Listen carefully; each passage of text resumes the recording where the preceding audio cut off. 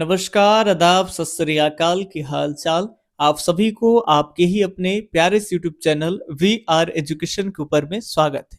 और आशा और उम्मीद करता हूं कि आप सब एकदम स्वस्थ होंगे, मस्त होंगे, एकदम आप अपने तैयारी में व्यस्त होंगे। तो चलिए, हम म्यूजिक का जो सीरीज है वो ये आपका म्यूजिक का टॉप 10 का ये 10वां सीरीज है।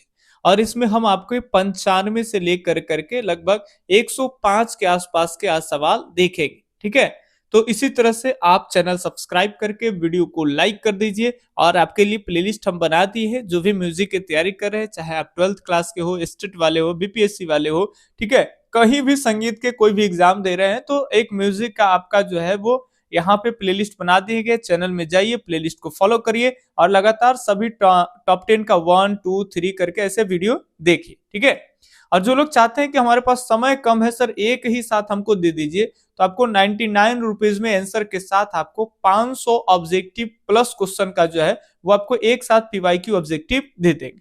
तो उसको लेने के लिए मेरे पास व्हाट्सएप नंबर है, उस पर आप कांटेक्ट करेंगे। ठीक है, आप मेरा नंबर लिख सकते हैं 8825 और 3765, और कहाँ लिख दे, चलो यहाँ लिख दे भैया 51। ठीक है, चलिए, तो इस पे आप कांटेक्ट कर सकते हैं। चलिए, आज से हम 95 से प्रश्न देखेंगे। प्रश्न है, अनियमित कंपन को किस नाम से जाना जाता है?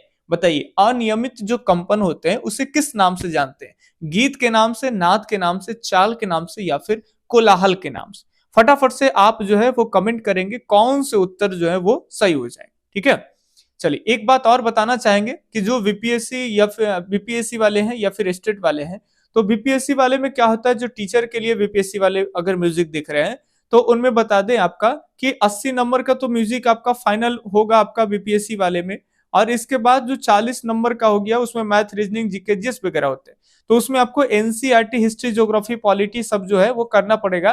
तो उसका आपको 12th क्लास का हिस्ट्री, ज्योग्राफी, पॉलिटी जो देंगे, वहीं से सारे सल्तनत, मुगल, बौद्ध धर्म, जैन धर्म, ठीक है, प्राचीन में हर्यक उर्यक सबका ऑब्जेक्टिव आपको हम दे सकते हैं। तो उसके लिए जो है वो 199 रुपये आपको पेमेंट लगेगा। कंप्लीट हिस्ट्री, ज्योग्राफी, पॉलिटी का आपको एनसीईआरटी बेस्ड क्वेश्चन जो है उसका एमसीक्यू दे देंगे। आराम से प्रिंट करा लीजिएगा उसको, और फिर उसको आप कर लीजिएगा, एकदम मस्त हो जाएगा आपकी तैयारी। ठीक है, चलिए, बाकी अनियमित कंपन को क्या कहते हैं, तो नाद कहते हैं। ये एकदम गलत हो जाएगा जो जो नाद लगाने की सोच रहे हैं, क्योंकि नियमित कंपन जो होगा उसे ही हम कहेंगे। यहाँ अनियमित है तो अनियमित में हल्ला होगा, कोलाहल होगा, उसे कहेंगे कोलाहल। तो डी उत्तर एकदम सही हो जाएंगे। ठीक है, चलिए, एकदम सावधानी से आप प्रश्न को पढ़िए और सावधानी से अपना उत्तर यहाँ पे दीजिए। ठीक है, अगले प्रश्न है, लय तथा ताल किस घराने की गायकी में प्रधान मानी जाती है? कौन से घराने में लय और ताल की जो है वो काफी भाई प्रधान मानी जाएगी गायकी में? तो ग्वालियर में, या फिर किराना में, आगरा घराने में, या फिर दिल्ली घराने में? कौन से घराने में लय और ताल जो है वो काफी प्रमुख माने जाएंगे? तो यहाँ एकदम सही उत्तर हो जाएंगे आपके आगरा घराने। ठीक है, आगरा घराने के संस्थापक कौन है, ये कमेंट में आप करेंगे। ठीक है, गग्गे खुदा बॉक्स कौन है, ये भी आप कमेंट करके हमें बताएंगे। जितना आप हमारे सवालों का आप उत्तर देंगे, उतना ही आपका अभ्यास जो है वो अच्छा हो जाएगा। क्योंकि सवाल के उत्तर देने के लिए कॉन्सेंट्रेट करना पड़ेगा। हम क्या पढ़े थे, और जब दिमाग पे जोर देंगे और लिख देंगे, उसके बाद तो चीजें याद ही न रह जाएगा आपको। चलिए, दक्षिण भारत में शहनाई से मिलता जुलता कौन सा वाद्य है? दक्षिण भारत में शहनाई से मिलता जुलता कौन सी वाद्य है भाई? तरब के तार है, नाग स्वरम है, सूर्य स्वरम है, या फिर शंख स्वरम? सही उत्तर आप कमेंट करेंगे, कौन से उत्तर सही हो जाएंगे फटाफट से। तो बिल्कुल यहाँ सही जवाब हो जाएंगे आपके नाग स्वरम। अगले सवाल देखे, यहाँ पे 98 नंबर प्रश्न है कि अवध के अंतिम नवाब वाजिद अली शाह का राजाश्रय और संरक्षक किसे प्राप्त है? काफी बढ़िया प्रश्न है। वाजिद अली शाह के बारे में आप लोग पढ़े थे, अवध के नवाब, ठीक है, जिनको अंग्रेजों ने रंगून भेज देता है पकड़ करके। और जो है आप वाजिद अली शाह के बारे में भी पढ़े होंगे। ठीक है, वाजिद अली शाह के बारे में क्या पढ़े हैं, कौन से चीजों का ये आविष्कार किए हैं, उसके बारे में भी कमेंट आपको करने काफी हल्के है। अब बताइए, वाजिद अली शाह का राजाश्रय और संरक्षण किसे प्राप्त हुआ? मुन्ने खां को, या फिर आबिद हुसैन को, बख्शू खां को, या फिर मोहम्मद खां को? ठीक है, फटाफट से आप लोग बताएंगे कौन सा उत्तर सही हो जाएंगे। तो बिल्कुल यहाँ सही होगा। इनके बाद जो है सब राजाश्रय जो है वो आपके मुन्ने खां को प्राप्त हुआ। राजाश्रय और संरक्षण किसे प्राप्त हुआ था? मुन्ने खां को। तो यहाँ पे 98 का ए ऑप्शन सही है, मुन्ने खां।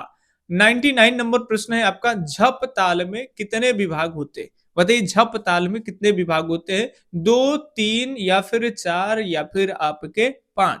फटाफट से बताएंगे झप ताल में कितने विभाग होते हैं। सब जानते हो झप ताल में 4 विभाग होते हैं। तो ये आपके जो है सी उत्तर एकदम आपके सही हो जाएंगे। ठीक है, अब हम बढ़ते हैं 100 नंबर क्वेश्चन के ऊपर में। ये आपका सीरीज है, इसके बाद एक ऐसा वीडियो लाएंगे जो 50 प्रश्न से लेकर के और अभी एक साथ 100 पार तक कराएंगे, यानी एक वीडियो में 50 प्लस क्वेश्चन।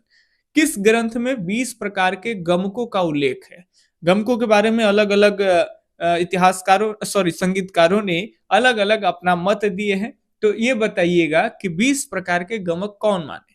ठीक है, किसमें उल्लेख है? संगीत रत्नाकर में, संगीत परिजात में, संगीत समयसार में या फिर संगीत दर्पण में? फटाफट से बताएंगे। चलिए जानकारी के लिए बता दें कि संगीत रत्नाकर में तो 15 है, तो ये तो आप काट लीजिए। जो लोग लगाने के लिए सोच रहे हैं तो ये तो आप हटा ही दीजिएगा। इसके अलावा बताइए कौन सा उत्तर सही हो जाएगा?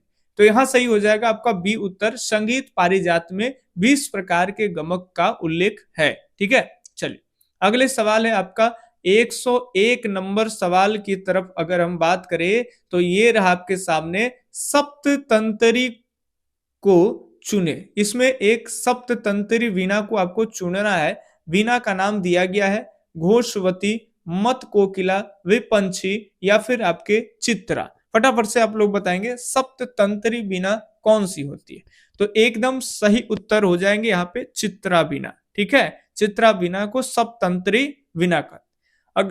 अगले वीणा की बात कर लेंगे, सॉरी वीणा नहीं, अगले प्रश्न की बात करें तो है मशीत खानी गत को अन्य किस नाम से जाना जाता है? मशीद खानी गत के बारे में आप लोग जब पढ़े होंगे, इसे अन्य किस नाम से जानते हैं? इमदाद खानी या फिर लखनऊ बाज, दिल्ली बाज या फिर आपके रजा खानी? फटाफट से आप लोग उत्तर करेंगे कि मशीद खानी गत को अन्य किस नाम से जानते हैं। यहाँ जो सही उत्तर हो जाएगा वो हो जाएगा आपका मशीद खानी गत को जो है वो कौन से नाम से जानते हैं भाई? फटाफट से आप लोग सोच करके बताइए हमें।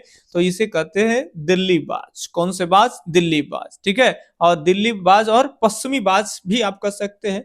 ठीक है, लखनऊ जो है वो पूर्वी बाज के रूप में जाना जाता है। ठीक है, चलिए लखनऊ को पूर्वी बाज कहते हैं। अगला सवाल प्रश्न, एक मिनट, हाँ ठीक है, रजा खानी वाला में हो जाएंगे पूर्वी बाज लखनऊ वाला। चलिए अगले सवाल है आपके, जाहिरुद्दीन डागर। जाहिरुद्दीन डागर किस विद्वान को गवैयों का गवैया मानते थे? काफी इंपॉर्टेंट सवाल है। जहीरुद्दीन डागर के बारे में आप लोग पढ़े होंगे, तो बताइए कि कौन से विद्वान को जो है गवैयों का गवैया कहे? मोइनुद्दीन डागर को, फयाजुद्दीन डागर को, रामचतुर मलिक को, रामाश्रय झा को? फटाफट से बताएंगे। तो यहाँ जो सही उत्तर हो जाएगा वो हो जाएगा आपके कौन से? तो रामचतुर मलिक को गवैयों का गवैया कहे हैं। अगले सवाल, अगला सवाल है, मध्यम ग्राम में शुद्ध जातियों की संख्या है। मध्यम ग्राम में शुद्ध जातियां कितनी है? 7 है, 3 है, 8 है या फिर 4?